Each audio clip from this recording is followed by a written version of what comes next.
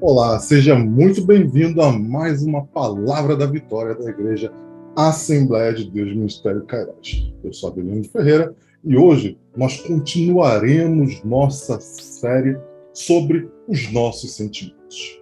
E falando agora sobre um sentimento que infelizmente é muito comum, que se chama vaidade. Eu gosto muito daquele filme, O Advogado do Diabo. É um filme antigo, dos anos 90. A última frase que é dita pelo Al Pacino, que é o personagem que interpreta ali o diabo, né? Ele faz o papel do diabo, ele termina o filme com uma frase que diz muito a nós. Como se ele fosse o diabo, ele fala: vaidade, definitivamente o meu pecado favorito. De fato, é um grande pecado a vaidade humana, aquele prazer que nós sentimos em sermos celebrados ou sermos adorados, ou aquela coisa que a gente sente de que, olha, nós merecemos algo muito melhor do que nós temos. E a própria Bíblia já nos fala, já nos adverte sobre esse sentimento humano, tão comum, que nos leva muitas das vezes a grandes pecados. E para compartilhar com vocês um pouquinho sobre isso, eu gostaria de ler uma história que a gente já conhece bem. Ela é tradicionalmente conhecida como a história do filho pródigo. Esse não é o melhor nome, nós já falamos sobre isso em outra oportunidade que deve estar aparecendo por aqui, ou na descrição do vídeo, nós já falamos sobre o filho pródigo. Mas, em especial, tem muitas coisas que nós podemos tirar daquela história, mas eu quero falar sobre a vaidade. Vamos ler e vamos entender um pouquinho mais sobre essa história, sempre com a iluminação e a graça de Deus durante o nosso culto. Diz assim a palavra do Senhor, que está em Lucas, capítulo 15, do versículo 11 ao 32. A versão que eu vou utilizar aqui é NVI, Nova Versão Internacional. Vamos lá? Jesus continuou: um homem tinha 2 filhos. O mais novo disse a seu pai: Pai, quero a minha parte da herança. Assim, ele repartiu sua propriedade entre eles. Não muito tempo depois, o filho mais novo reuniu tudo o que tinha e foi para uma região distante. Lá desperdiçou os seus bens vivendo irresponsavelmente. Depois de ter gasto tudo, houve uma grande fome em toda aquela região e ele começou a passar necessidade. Por isso, foi empregar-se com os cidadãos daquela região, que o mandou para o seu campo a fim de cuidar de porcos.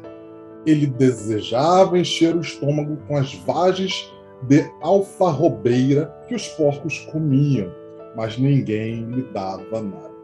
Caindo em si, ele disse: quantos empregados de meu pai têm comida de sobra e eu aqui morrendo de fome?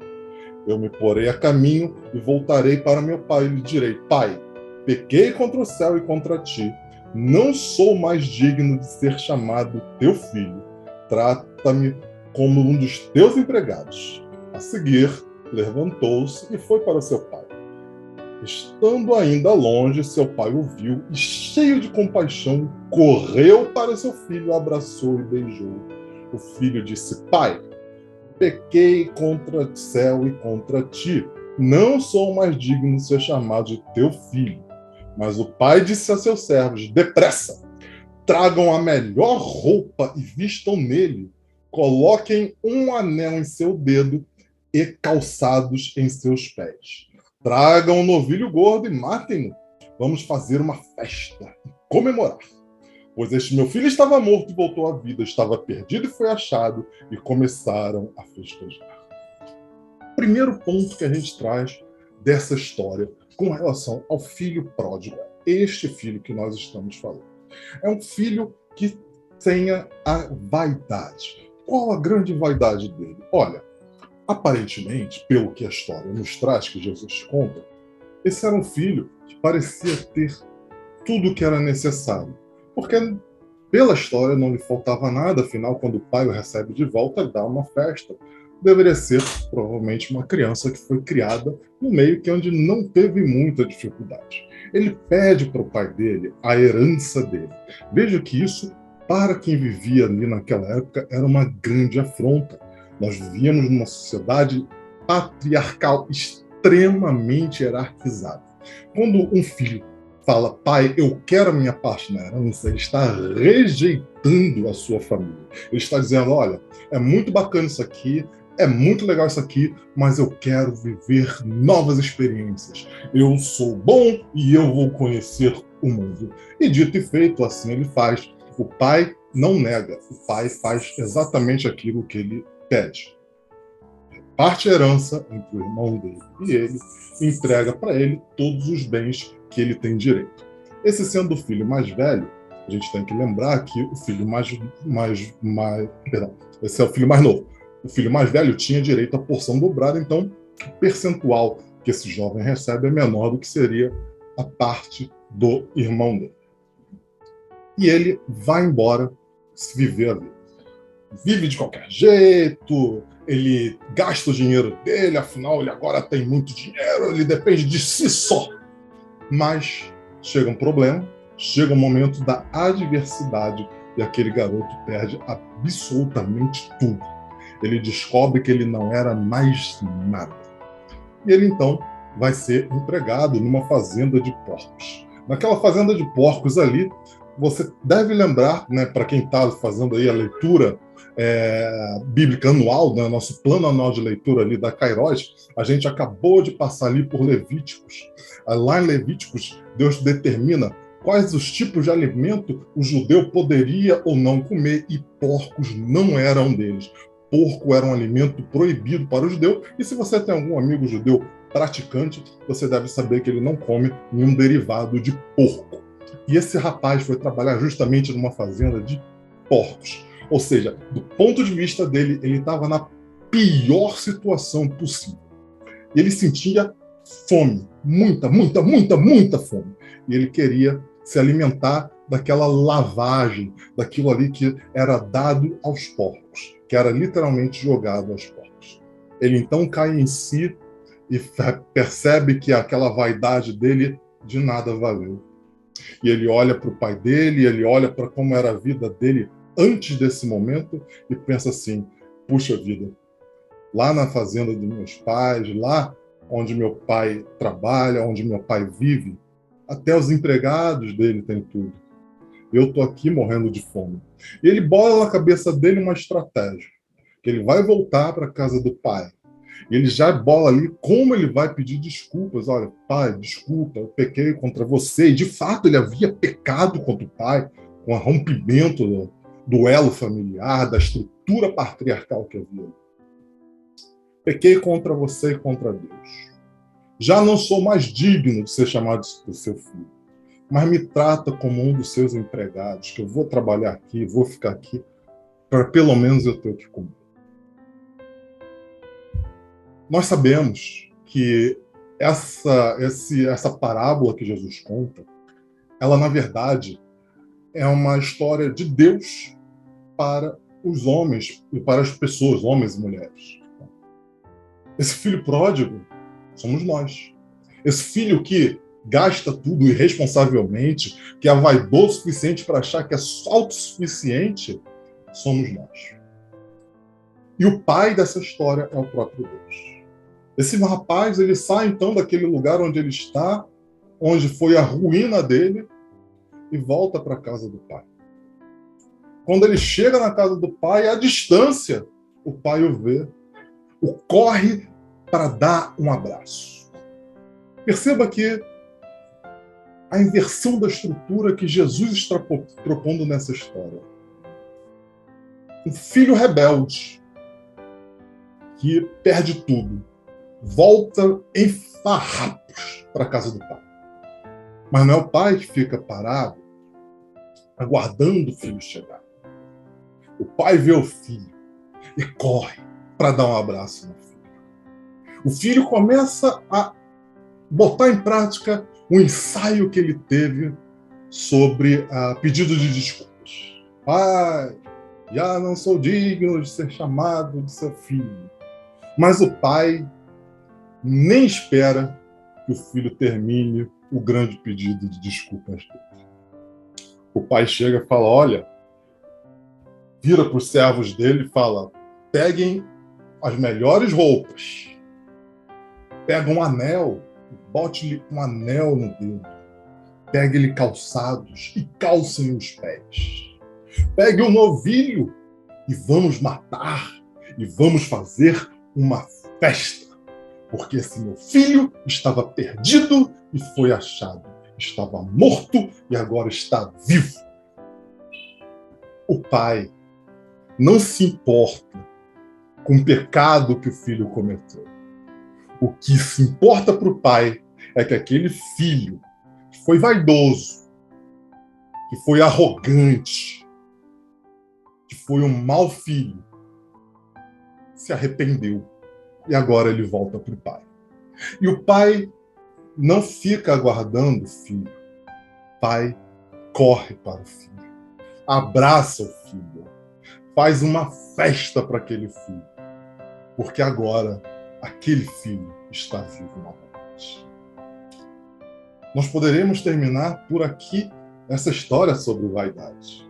Como foi ruim para esse filho, que é o filho pródigo, ser vaidoso. Mas a história não acaba aqui. Quando Jesus começa essa história, inclusive, ele não fala: vou contar a história do filho pródigo. O que ele fala é: um pai tinha 2 filhos. E o que fez o outro filho? Continuando aqui no versículo 25. Enquanto isto, o filho mais velho estava no campo. Quando se aproximou da casa, ouviu música e dança. Então chamou um dos servos e perguntou-lhes: o que está acontecendo? E este lhe respondeu: seu irmão voltou, e seu pai matou o novilho gordo porque o recebeu de volta são e salvo. O filho mais velho encheu-se de ira e não quis entrar. Então seu pai saiu e insistiu com ele. Mas ele respondeu ao seu pai: olha, todos esses anos tenho trabalhado como um escravo ao teu serviço e nunca desobedeci às tuas ordens. Mas tu nunca me deste nem um cabrito para eu festejar com os meus amigos. Mas quando volta para casa, esse seu filho, que esbanjou os teus bens com as prostitutas, matas o novilho gordo para ele? Disse o pai: meu filho, você está sempre comigo, e tudo que eu tenho é seu. Mas nós tínhamos que comemorar e alegrarmos, porque este irmão estava morto e voltou à vida. Estava perdido e foi achado. Esse segundo filho é aquele que se acha muito especial também. Ao contrário daquele vaidoso que largou tudo, abandonou o pai, abandonou a família e foi viver de qualquer jeito, ele não. Ele está ali do lado do pai o tempo todo, trabalhando, e ele é certinho, ele faz as coisas corretamente. É aquele que, se paga imposto certinho. É aquele que não rouba, aquele que não sai, não se desvia do caminho. Justamente através dessas obras que ele pratica, ele fala: pai, eu mereço mais. Perceba como ele trata o pai dele neste momento de raiva dele. Ele fala: olha, esse seu filho, ele não trata nem mais como o irmão dele. Ele não trata mais como se fosse o pai, o teu filho. Ele fala: esse seu filho, de qualquer jeito, como se estivesse largando o pai. Eu faço tudo certinho e você nunca me deu nem um cabritinho para eu comer com os meus amigos. E vem esse seu filho, que gastou tudo com prostituta, gastou todo o seu dinheiro, e você vem e dá uma festa para ele. Esse filho também somos nós. Sim, a gente pode olhar para o filho, que é o chamado filho pródigo, e falar assim: olha, esse cara está todo errado. Normalmente é ele que chama a atenção. Mas a gente não se liga que o segundo filho também está todo errado. Perceba que ele, pelas suas obras, ele acha que é merecedor de algo melhor do que o irmão dele tem. E percebe que quando ele vê que a alegria na casa dele, ele não quer chegar ao próprio pai. Ele reclama com o pai, ele diz que ele deveria ter ganho coisas porque afinal de contas ele é um bom obreiro da obra do pai dele, que trabalha como um escravo na obra do pai dele. E cadê a recompensa por isso? E nós cristãos temos que ser muito atentos quanto a este segundo filho. Eu e você não somos salvos pelo nosso esforço. Você pode e deve trabalhar na obra de Deus. Você deve orar para as famílias, você deve ir a presídios, ir a hospitais, ir a asilos. Você deve fazer a obra de Deus em todo o tempo, orar com Deus, orar com seus amigos, falar da palavra de Deus, proclamar a palavra de Deus. Mas saiba que a sua salvação não é conquistada por essas obras. Você pode dizer, mas eu trabalho como um escravo para a obra de Deus, então eu mereço algo melhor. Não. A sua salvação foi conquistada de graça. E o filho pródigo, aquele que viveu na prostituição, gastando dinheiro e, literalmente, como a gente costuma dizer, chutando o pau da barraca, ele é tão merecedor quanto você da salvação, porque não fomos nós que conquistamos a salvação. Inclusive, se a gente voltar alguns versículos para cima, a gente vê para quem se dirigia Jesus no momento onde ele conta essa parábola. Volta lá no versículo 1 do capítulo 15. Diz assim a palavra: aproximavam-se de Jesus todos os publicanos e pecadores para o ouvir. Provavelmente esses, nós estamos falando ali de quem era de fato filho pródigo. Mas olha só o que vem no versículo 2. E murmuravam os fariseus e os escribas, dizendo: este recebe pecadores e come com eles. No fundo, a gente foca no filho pródigo, mas quando Jesus estava dizendo essa palavra, o foco dele era justamente o clero, os religiosos da época. Nós temos que tomar muito cuidado para não ficarmos vaidosos achando que nós somos uma raça escolhida, alguém muito especial aos olhos de Deus. Porque todos merecem a salvação, todos merecem a palavra de Deus. Não foi pelo seu esforço, não foi pela sua obra, não foi pelo seu trabalho. Deus chegou através de você, única e exclusivamente pelo sacrifício de Cristo. E a nossa obrigação, enquanto os filhos de Deus, é continuar proclamando essa palavra para todas as pessoas nesta terra. Eu não gostaria de ser como o segundo filho, achando que, por fazer coisas para a obra de Deus, eu sou mais merecedor do que um bandido, do que uma pessoa que vive na prostituição. Porque o nosso próprio Senhor Jesus Cristo fez o contrário disso. No livro Evangelho Maltrapilho, o autor comenta que é justamente os maltrapilhos que Jesus esteve trazendo com ele. Foram os mendigos, foram as prostitutas, os publicanos, os pecadores. Foi esses que Jesus veio buscar. Como cristão, muito cuidado para nós não cairmos na casa do segundo filho e sermos vaidosos a ponto de acharmos que somos mais merecedores do que outras pessoas. A graça de Deus superabunda, a graça de Deus transborda e ela vai servir a todos. Nós precisamos de uma real mudança. O próprio livro de Provérbios nos adverte sobre a vaidade, nos adverte sobre a soberba. O que ele fala para nós? Provérbios 16, 18 e 19 diz: a soberba precede a ruína e a altivez do espírito a queda. Melhor é ser humilde de espírito com os humildes do que repartir o despojo com os soberbos. Nós temos que evitar ao máximo a soberba, a vaidade. Como o próprio diabo diz, é o pecado favorito, é aquele que antecede a nossa ruína.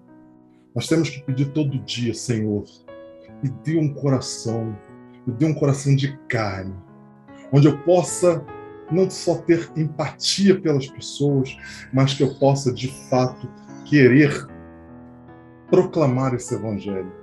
Onde eu não me sinta melhor ou mais merecedor do que ninguém, mas eu me sinta como apenas mais um no meio dessa grande multidão.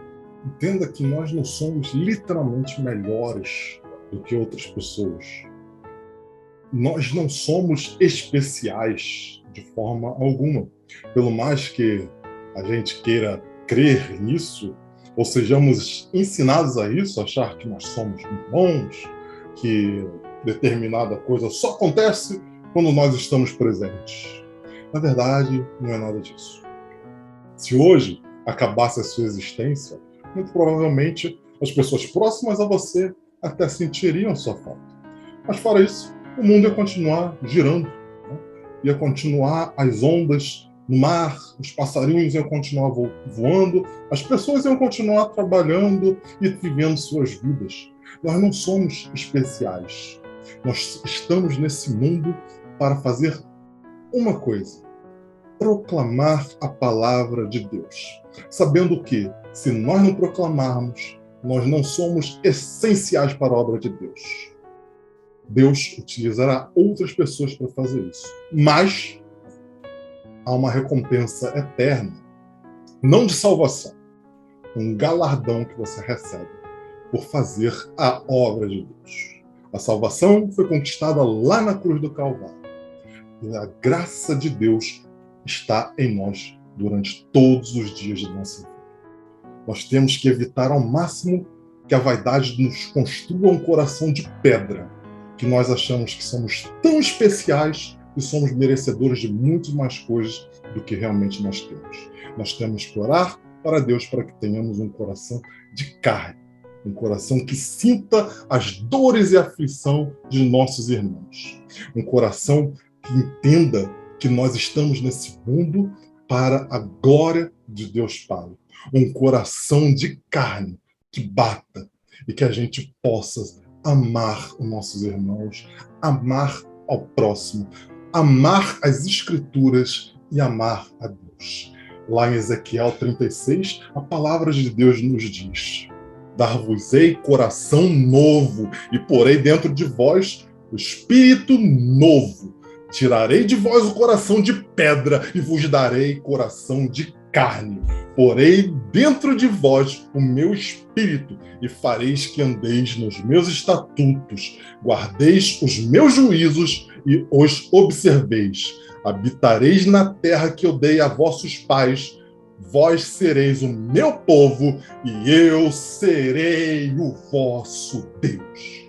Que Deus possa nos dar este coração de carne, este coração que ama a palavra de Deus como a verdade absoluta que ela é, que ama o Senhor como Senhor e Criador de todas as coisas, aquele que sem Ele nós não somos absolutamente nada, que nós não sejamos vaidosos, que esse coração de carne que Deus nos deu bata em nós todos os dias da nossa vida e nós nos alegremos, porque Deus nos escolheu, porque Deus morreu por nós e graças a Ele veio a salvação para mim e para você, para o cristão e para o maltrapilho, para o filho que está ao lado do pai e para o filho que se perdeu, mas se arrependeu. Para todos nós, Deus é o nosso Deus. Vamos orar? Pai querido, Deus amado, graças te damos, Senhor, por mais esse momento que nós temos de ler a sua palavra, Senhor, de ouvir a sua palavra. Senhor Deus, muito obrigado, Senhor, porque sem ti nada seria possível. Pai querido, Deus amado, nós te pedimos, nos dê esse coração de carne. Não deixe que a vaidade, Senhor, tome conta de nós. Pai querido, nós te pedimos, Senhor Deus, que nós tenhamos um coração sempre humilde, mas não humilde da boca para fora, humilde de verdade. Que nós olhemos para os nossos irmãos que ainda não foram alcançados pela tua palavra e, Senhor Deus, pensamos que eles também são criaturas tuas, Senhor Deus, e é da tua vontade que o Evangelho chegue através de nós para eles. Pai, nos usa como instrumento útil da tua obra, Senhor Deus. Pai querido, Deus amado, que esse coração de carne que o Senhor nos dá, Senhor Deus, que o Espírito Espírito Santo que habita em nós, Senhor Deus, seja luz nessa terra, Senhor. Muito obrigado por tudo. Pai, nos dê um restante de dia abençoado, um restante de semana abençoada, Senhor. Nós oramos e agradecemos por tudo, tudo. Em nome do Senhor Jesus. Amém. Nos vemos este sábado. Nós teremos o Soma Meet às 18 horas. Então, sábado agora. Soma Meet é o encontro dos jovens. Jovens de que idade podem participar? Depende. Você tem mais do que 0 e menos do que 400? Então, você é jovem o suficiente para ir no nosso Soma Meet este sábado às 18 horas. Não perca, nós nos vemos lá. E domingo nós começamos às 9 horas da manhã com a Escola Bíblica Dominical e 10h15 nosso culto de louvor e adoração. Não perca e até lá!